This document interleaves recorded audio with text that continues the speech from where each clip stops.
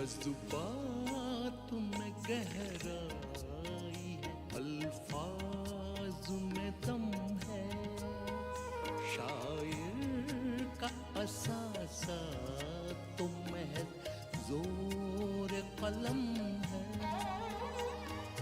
जीने का हुनर सबका जुदा है तो बयां भी जितना भी सुनो देखो पढ़ो उतना ही कम है, उतना ही कम है। क्या कहें अहबाब क्या कारे नुमायां कर गए, बीए किया नौकर हुए पेंशन मिली और मर गए। हम ऐसी सब किताबें काबिले ज़ब्ती समझते हैं कि जिनको पढ़ के बेटे बाप को खप्ती समझते हैं। इन अशार को सुनकर आपको याद आ गया होगा कि ये किसके हैं। जी हाँ, अकबर इलाहाबादी, जिनका पूरा नाम सैयद अकबर हुसैन था और ये 1846 में इलाहाबाद के करीब एक कस्बा बारा में पैदा हुए थे। 1855 में इनका खानदान इलाहाबाद में आकर बस गया और फिर अकबर ने अपनी सारी उम्र यहीं पर गुजारी। अकबर इलाहाबादी एक तालीम याफ्ता खानदान के फर्द थे। बचपन में उर्दू के साथ अरबी, फारसी और अंग्रेजी की तालीम उन्होंने घर पर ही हासिल की और इसके बाद मिशन स्कूल में दाखिल कराए गए। मैट्रिक पास करके उन्होंने वकालत का इम्तिहान 1867 में पास किया और फिर नायब तहसीलदार बन गए। कुछ अर्से के बाद हाई कोर्ट की वकालत का इम्तिहान भी पास किया और इलाहाबाद हाई कोर्ट में ही प्रैक्टिस भी शुरू कर दी। फिर वो मुंसिफ के ओहदे पर फाइज हुए। अकबर इलाहाबादी का कथा है कि अलग रहें तो जुदाई से आह आह करें, जो मिलके बैठें तो कमबख्त ये जहर उगलने लगे। अजब सुलगती हुई लकड़ियाँ हैं रिश्तेदार, अलग रहें तो धुआं दें, मिलें तो जलने लगे। तलातुम उनकी ज़िंदगी का एक हिस्सा बन गया, जिसमें बार बार वो यही कहते रहे कि ना वो मगरिबी बन सके ना मशरक़ी बन सके, लेकिन एक तरफ वो मशरिक़ की आदतों का, मशरिक़ के कल्चर के इंतहाई दिलदादा थे, दूसरी तरफ अपनी ही औलाद को उन्हीं ने लंदन भेजा पढ़ने के लिए। अकबर इलाहाबादी को बचपन से ही शायरी का बहुत शौक था। उन्होंने अपना पहला शेर 9 बरस की उम्र में कहा था। इब्तिदा में वो संजीदा शायरी किया करते थे, लेकिन अपनी उस्ताद तबा और जिंदगी के तकाज़ों को मलहूज़ रखते हुए उन्होंने तंज़ो मज़ाहिया शायरी के मैदान में कदम रखा और यहीं के हो रहे। उनकी तंज़ो मज़ाहिया शायरी को मुल्कगीर पैमाने पर जितनी शोहरत और मकबूलियत हासिल हुई, वो किसी और शायर के नसीब में नहीं आई। हालांकि संजीदा शायरी का दामन उन्होंने जिंदगी भर नहीं छोड़ा और कुछ बेहद संजीदा और यादगार नज़म भी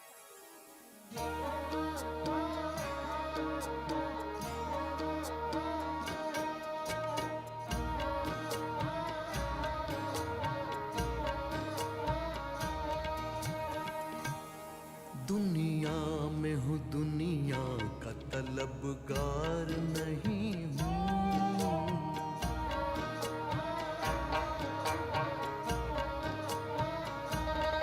दुनिया में हूँ, दुनिया का तलबगार नहीं हूँ। बाजार से गुजरा हूँ, खरीदार नहीं हूँ। दुनिया में हूँ, दुनिया का तलबगार नहीं हूँ।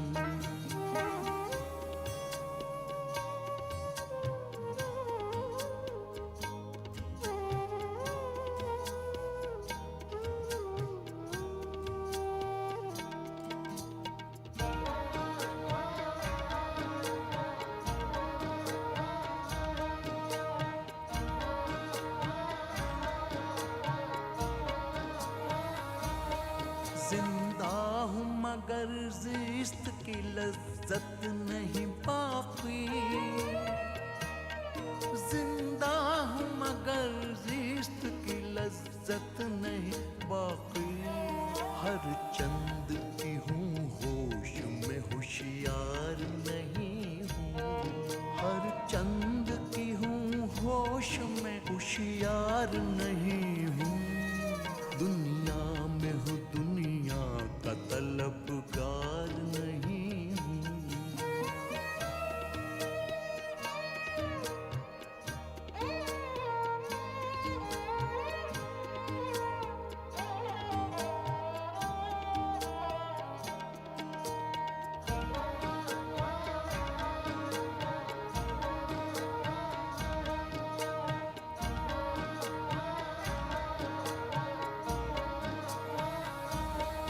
इस खानाए हस्ती से गुजर जाऊंगा बेलौस, इस खानाए हस्ती से गुजर जाऊंगा बेलौस। आया हूँ फकत नक्श ब दीवार नहीं हूँ, साया हूँ फकत नक्श ब दीवार नहीं हूँ, दुनिया में हूँ दुनिया का तलबगार नहीं हूँ।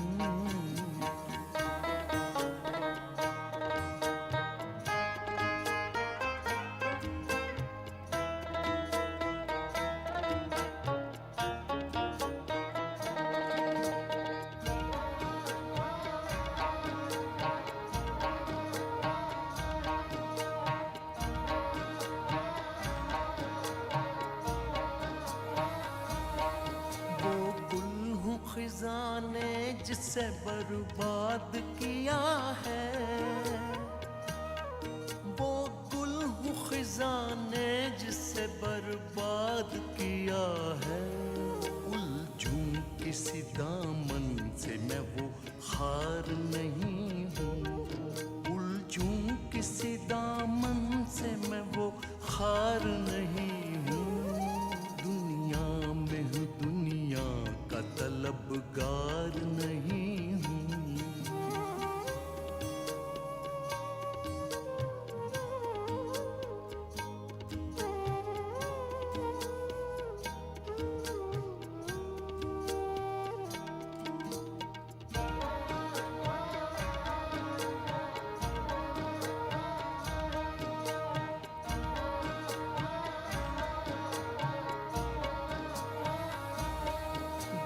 दावे तकवा नहीं दरगाह खुदा में, को दावे तकवा नहीं दरगाह खुदा में।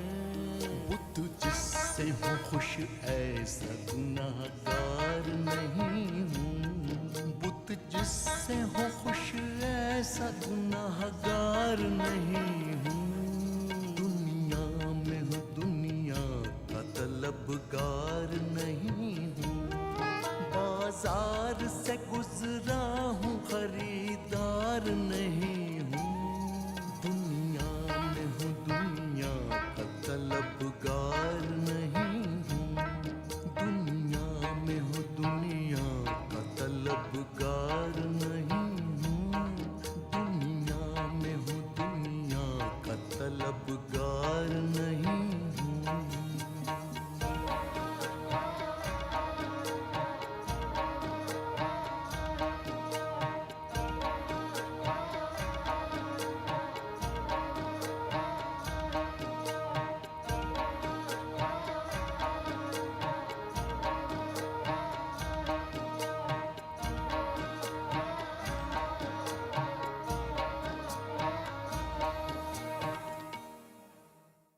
मुलाजिमत से सुबकदोशी के बाद अकबर ने हिंदुस्तान की जद्दोजहद आज़ादी, हिंदू मुस्लिम एकता और गांधी जी की हिमायत में खुलकर लिखा। उनकी तवील नज़्म गांधीनामा भी उसी अहद की यादगार है। हमने अपनी रवायात को जिस तरह रिजेक्ट किया है, अकबर इसका मुखालिफ है। तब्दीली रुकती नहीं है, तब्दीली कुदरत का तरीक़ा है, जो आज है वो कल नहीं होगा, वो रुक नहीं सकता। लेकिन मुश्किल ये होती है कि हम जब आने वाले की तारीफ़ कर रहे होते हैं तो हम ये भूल जाते हैं कि इसके आने से जो चीज़ें ख़त्म हो रही हैं उनकी कदर कीमत क्या है। अकबर ने हमें उनकी कदर कीमत याद दिलाई। अगर उस ज़िया का एहसास अकबर हमें दिलाता है तो वो एक बड़ी समाजी खिदमत अंजाम दे रहा है। इसके लिए हमें उसकी कदर करनी चाहिए। मोतीलाल नेहरू, सरोजिनी नायडू और पंडित मदन मोहन मालवीय से उनके ज़ाती और करीबी मरासिल थे। मोतीलाल नेहरू की रिहाइशगाह आनंद भवन का नाम भी अकबर इलाहाबादी ने ही तजवीज़ किया था। पंडित मदन मोहन मालवीय ने उनसे हिंदू मुस्लिम इत्तेहाद पर कई नज़में लिखवाई। गांधी के कारनामे में जो एक महाकाव्यात्मक तत्व था, पूरे भारतीय साहित्य में उसकी शिनाख्त करने वाले अकबर इलाहाबादी पहले थे। इस बात को मैं जोर देकर कहना चाहूँगा। गांधीनामा का जो पहला शेर है को मैं अर्ज़ करना चाहता हूँ। इनकलाब आया है, नई दुनिया नया हंगामा है, शाहनामा हो चुका अब दौरे गांधीनामा है। ये जो इपिक डायमेंशंस गांधी के स्ट्रगल के थे, उससे अकबर इलाहाबादी साहब को शाहनामा याद आता है। जो महाकाव्यात्मकता शाहनामा में है, वही महाकाव्यात्मकता गांधी के संघर्ष में भी दिखाई पड़ती है। अकबर इलाहाबादी, उनका एक शेर है गांधीनामा का, साइंस की तरक्की तो फैज़ इर्तिका है, लेकिन ज़हूर गांधी फरमाइए ये क्या है। तो ये जो चमत्कार गांधी के प्रादुर्भाव में था, उस चमत्कार को चिन्हित करने वाले वो पहले बड़े शायर इस हिंदुस्तानी महाद्वीप के हैं। वो अकबर इलाहाबादी एक संजीदा मिजाज इंसान थे और जिस ओहदे पर वो फाइज थे, वो भी गहरी संजीदगी का मुतकाज़िर था। लेकिन करीबी अजीज़ों और अपने बेतकल्लुफ़ दोस्तों के साथ गुफ्तगू के दौरान उनकी खुशमिजाजी अपना रंग दिखाए बगैर नहीं रहती थी। और सुनाइए मिर्ज़ा असलम बेग, कब तशरीफ़ लाए हैदराबाद से? बस 2 दिन पहले ही लौटा हूँ। भाई क्या हाल है अहले हैदराबाद के? वहाँ हमें भी कोई याद करता है कि नहीं? जनाब, आपके कलाम के 4 दांग आलम में डंके बज रहे हैं। जिसे भी मालूम होता है कि मैं इलाहाबाद से आया हूँ, वो बस आप ही के बारे में बातें करने लगता है। वहाँ के हर शख्स को आपके अशआर ज़बानी याद हैं। लोग सुनाते रहे और मैं सुनता रहा। मैं अभी पिछले हफ्ते भोपाल गया था, वहाँ भी लोगों का यही हाल देखा। हबीबगंज से लेकर इब्राहिमपुरे तक हर शख्स आप ही का मद्दाह नजर आया। पहले लोग इलाहाबाद के अमरूद का जिक्र किया करते थे, अब इलाहाबाद के हज़रत अकबर का नामे नामी ज़बान ज़दे ख़ास वाम रहता है। और यकीन मानिए, आपकी शोहरत व मकबूलियत को देखते हुए कई लोग ख़ुद को आपका शागिर्द बताने लगे हैं और फ़ख्र से कहते हैं कि हम आपके शागिर्द हैं, हालांकि हैं नहीं। आपकी बात सुनकर मुझे याद आया कि हैदराबाद में तो एक साहब ने ये खबर उड़ा रखी है कि अकबर इलाहाबादी मेरे शागिर्द हैं। वाकई? हैदराबाद में अपने क़याम के दौरान मैंने 2-3 लोगों से ये बात सुनी कि मछली कमान में रहने वाली किसी शख्स ने ये अफवाह उड़ाई है। भाई मुमकिन है मौलवी साहब का ये इरशाद सच हो? क्या मतलब?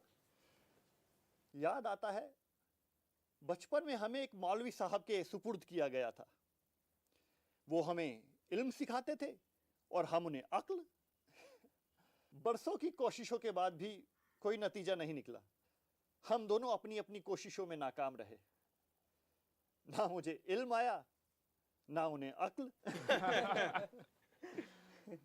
उसके बाद दिल बर्दाश्ता होकर वो हैदराबाद चले गए। हो सकता है यही मौलवी साहब रहे हो। अकबर ने अपने बेटे को आला तालीम हासिल करने के लिए लंदन भेजा। लंदन में उसने बीए तो पास कर लिया, लेकिन अकबर को आगे चलकर अपनी तवक्कात पूरी होती नहीं लगी। बहुत मायूसी और तशवीश के आलम में उन्होंने अपने करीबी दोस्त को खत में लिखा कि अब आपको क्या लिखूं? आपको तो मालूम ही है, मेरा बेटा सैयद इशरत हुसैन विलायत गया हुआ है। 3 साल का करार था, 6 साल गुजर गए। मियाँ इशरत नहीं आए। कैम्ब्रिज से बीए तो हुए, मगर बैरिस्ट्री अभी तक पास नहीं की। ना मालूम क्या कर रहे हैं। मसारिफ और परेशानी की हद नहीं रही। दुआ फरमाइए कि जल्द आएं। मैंने किस गरज से और किन ख्यालात के बिना पर उनको वहां भेजा था, ये एक अलग दास्तान है। अकबर का एक खत जो उन्होंने अपने बेटे इस्मत के नाम मंजूम लिखा था बहुत शोहरत रखता है। वो कहते हैं, इस्मती घर की मोहब्बत का मजा भूल गए, आके लंदन की हवा अहद वफा भूल गए, मोम की पुतलियों पर ऐसी तबीयत पिघली, चमने हिंद की परियों की अदा भूल गए। वो एक ऐसा शायर है जिसने अपने पूरे अहद को मुतासिर किया है। उसने जो ज़ुबान इस्तेमाल की अपनी शायरी में, बुनियादी तौर पर वो ज़ुबान वो थी जो आम फहम थी, और जिसके अंदर उसने कनायों का इस्तेमाल किया, और ऐसे कनायों का इस्तेमाल किया जिसके ज़रिए उसने लोगों तक अपनी बात को ज़्यादा मौसर तरीके से पहुँचाया। उसके अंदर जब उसने अपने सटायर का इस्तेमाल किया तो जो असर हाजिर के उसके दौर के मसाइल थे, और बिलखुसूस जो अंग्रेज़ी तसल्लुत था हिंदुस्तान के अंदर, उस तसल्लुत की वजह से जो मसाइल उभर रहे थे हमारे समाजी लेवल के ऊपर, हमारे इक़्तिसादी लेवल के ऊपर, हमारे शऊरी लेवल के ऊपर, और हमारे जो ख़ानदानी इक़दार उससे मुतासिर हो रहे थे, उसकी उसने निशानदेही की, और उसके ख़िलाफ़ अपने एहतजाज का उसने मुज़ाहरा भी किया, और साथ ही साथ उसकी तरफ लोगों की तवज्जो को मबज़ूल भी कराया। तो इस एतबार से मैं समझता हूँ कि वो एक बड़ा नुमाइंदा शायर है, एक बहुत अहम शायर है, और उसकी पूरी शायरी न सिर्फ अपने दौर की अक्कासी कर रही है, बल्कि अपने दौर के मसाइल की भी अक्कासी कर रही है, अपने दौर के कर्ब की भी अक्कासी कर रही है, और साथ ही साथ हिंदुस्तान को और हिंदुस्तानियों को उनके इक़दार की, उनकी वजूद की, उनकी असल शनाख्त की याद भी दिला रही है। उस शायरी को आज के दौर में बिलखुसूस लोगों के सामने पेश की जाने की ज़रूरत है, इसलिए कि हमारा ये नया दौर एक बार फिर उसी कश्मकश का शिकार है। हम एक नए वैल्यू सिस्टम जो क्लैश आ रहे हैं उसका एक बार फिर शिकार हो रहे हैं, और इस मौके पर एक बार फिर हमको उस पैगाम की याद दिलाने की ज़रूरत है जो उसकी शायरी के ज़रिए हम तक पहुँचता रहा। अकबर के ज़माने में तवाइफों को बड़ा उरूज हासिल था। वो शेर अदब का अच्छा ज़ौक़ रखती थी और शायरों की कदर भी करती थी। कलकत्ता की मशहूर तवाइफ गौहर जान एक दफ़ा इलाहाबाद आई, और वापसी पर अपनी मेज़बान से उसने कहा कि उसे अकबर इलाहाबादी से मिलने की बहुत तमन्ना है। मुझे इलाहाबाद देखने की बड़ी आरज़ू थी। खुदा ने वो आरज़ू भी पूरी कर दी। संगम देखने को मिला, दरिया किनारे सैर भी बहुत अच्छी रही, मज़ा आ गया था। मैं कल तुम्हें खुसरो बाग लेकर जाऊंगी, देखना वहां जाकर बड़ा मजा आएगा। वो तो आएगा ही, लेकिन जानकी, मैं तुम्हें एक ज़हमत और देना चाहती हूँ। जहमत कैसी गौहर? बंदी खिदमत में हाजिर है, तुम कहो तो सही। अकबर इलाहाबादी साहब से मिलने की मेरी दिली तमन्ना है। बड़े अच्छे शायर हैं, उनका सूफियाना कलाम तो बहुत ही अच्छा लगता है मुझे। सूफियाना कलाम तो उन्होंने बहुत कम लिखा है, ज़रीफ़ाना कलाम मुझे उनका बहुत पसंद है। अपनी अपनी पसंद की बात है जानकी। अच्छा ये बताओ, क्या तुम मेरी मुलाकात उनसे करवाने के लिए कोई सूरत निकाल सकती हो? ये कौन सी बड़ी बात है, मैं कल ही तुम्हें उनसे मिलवाने ले जाऊंगी। ये बेहतर रहेगा। दूसरी सुबह वो गौहर जान को लेकर अकबर इलाहाबादी के घर पहुंची। आदाब से तस्लीम। आदाब आदाब, तशरीफ़ रखिए। जी शुक्रिया। हुजूर मोहतरम, कलकत्ता की मशहूर और मारूफ मुगन्निया गौहर जान हैं ये। आजकल इलाहाबाद आई हुई हैं, आपसे मुलाकात का बड़ा ही इश्तियाक था, इसलिए आज बहरे मुलाकात हाजिर हुई हैं। मैंने भी बहुत नाम सुना है इनका, लोग कहते हैं बहुत खूब गाती हैं। ज़रा नवाजी के लिए शुक्रिया। भला बंदी किस काबिल है? वैसे मैंने आपका भी बहुत नाम सुना है, मैंने आपकी शायरी भी पढ़ी है, खूब लिखते हैं आप। अकबर साहब, मेरी आरज़ू थी कि मैं आपसे मुलाकात करूं, और देखिए आज खुदा ने मेरी ये आरज़ू भी पूरी कर दी। आज मेरी आपसे मुलाकात हो रही है। क्या कहूँ, मैं ना नबी हूँ, ना इमाम, ना गौस, ना वलीउल्लाह की काबिल ज़ियारत समझा जाऊँ। मैं खुद को मदखूले गवर्नमेंट कहता हूँ। पहले जज था, रिटायर होने के बाद अब सिर्फ अकबर रह गया हूँ। इंकिसार है आपका, वरना आप तो इस अहद के सबसे मुमताज शायर हैं। आपके तख्लीकात पढ़ने और पसंद करने वाले इस मुल्क के गोशे गोशे में मौजूद हैं। मन दानम की मन आनम, मैं जानता हूँ कि मैं क्या हूँ, मगर इस वक्त कुछ हैरान और परेशान हूँ। हैरान? ऐसी क्या बात है हुजूर पुरनूर? आप इतनी दूर से तशरीफ लाई हैं। जी। मैं हैरान और परेशान इसलिए हूँ कि आपकी खिदमत में क्या पेश करूँ। हुजूर, बात और यादगार एक शेर ही लिख दीजिए, भला इससे अच्छा तोहफा और क्या हो सकता है। चलिए ऐसा ही सही, एक शेर अर्ज करता हूँ। अर्ज किया है। जी, इरशाद। खुश नसीब आज भला कौन है गौहर के सिवा। खुश नसीब आज भला कौन है गौहर के सिवा। खुश नसीब आज भला कौन है गौहर के सिवा, सब कुछ अल्लाह ने दे रखा है शौहर के सिवा।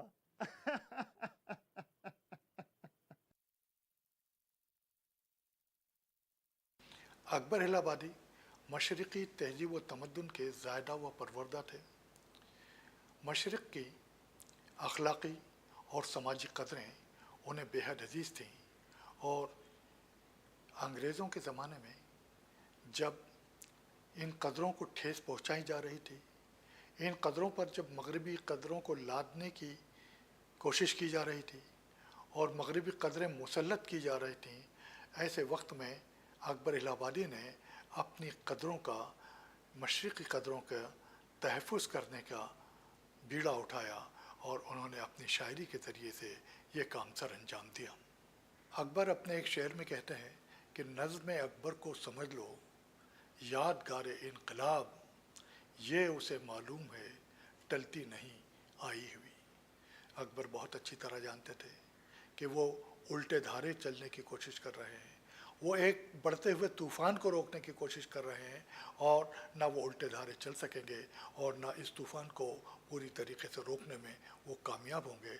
लेकिन इसके बावजूद उन्होंने अपनी जिद्दोजहद जारी रखी और कौम को आगाह किया कि वो जिस रास्ते पर जा रहे हैं वो रास्ता बेहतर रास्ता नहीं है।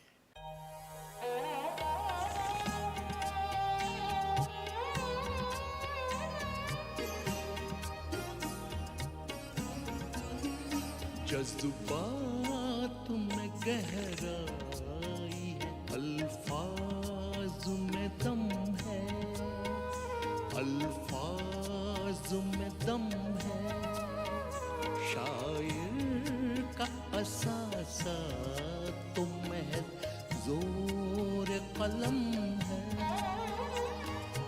जोर कलम